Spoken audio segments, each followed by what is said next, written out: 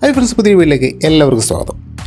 Japanese motor cycle നിർമ്മാതാക്കളായിട്ടുള്ള യമഹയുടെ ഒരു electric scooter വരാനായിരിക്കും പലരും കാത്തിരിക്കുന്നത്. യമഹയുടെ തന്നെ QC1 എന്നൊരു ഇലക്ട്രിക് സ്കൂട്ടറിൻ്റെ ലോഞ്ചിങ് ഒരു വർഷം മുമ്പ് നമ്മൾ ചെയ്തിട്ടുണ്ടായിരുന്നു. അതിനോടൊപ്പം തന്നെ യമഹയുടെ തന്നെ മറ്റൊരു ഇലക്ട്രിക് സ്കൂട്ടർ കൂടി വരാൻ പോവുകയാണ്. ബാംഗ്ലൂർ ആസ്ഥാനമായിട്ടുള്ള ഇലക്ട്രിക് സ്കൂട്ടർ നിർമ്മാതാക്കളായിട്ടുള്ള റിവർ മൊബിലിറ്റി ഇന്ത്യയുമായി സഹകരിച്ച് അതേ ഡിസൈനിലുള്ള ഒരു ഇലക്ട്രിക് സ്കൂട്ടർ വരുമെന്നുള്ള പുതിയ അപ്ഡേറ്റുകളാണ് ഇപ്പോൾ പുറത്തു വന്നിട്ടുള്ളത്.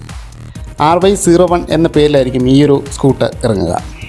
പവർ ട്രെയിനിൻ്റെ കാര്യത്തിലും റിവർ ഇന്ത്യയുടെ തന്നെ സെയിം പവർ തന്നെയായിരിക്കും വരിക.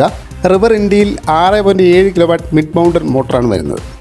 3.9 സെക്കൻഡിനുള്ളിൽ തന്നെ 0 നിന്ന് 40 km/h വരെ സ്പീഡ് കൈവരിക്കാൻ റിവർ ഇന്ത്യക്ക് സാധിക്കുന്നുണ്ട്. ടോപ്പ് സ്പീഡ് 90 km/h ആണ് വരുന്നത്. 3 റൈഡിംഗ് മോഡുകളും ഈ ഒരു വാഹനത്തിൽ വരുന്നുണ്ട്.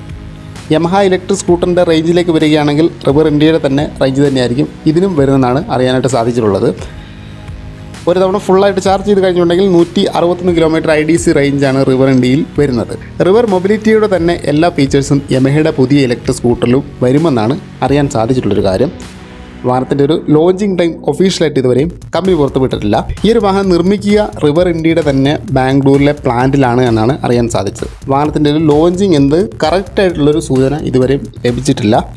അപ്പോൾ ഈ ഒരു വാഹനത്തിൻ്റെ കൂടുതൽ അപ്ഡേറ്റ് വരികയാണെങ്കിൽ ഈ ഒരു ചാനലിലൂടെ തന്നെ അത് നിങ്ങളുമായിട്ട് അറിയിക്കുന്നതായിരിക്കും. പുതിയൊരു വീഡിയോ ആയിട്ട് അപ്പോൾ വീണ്ടും കാണാം ഫ്രണ്ട്സ്.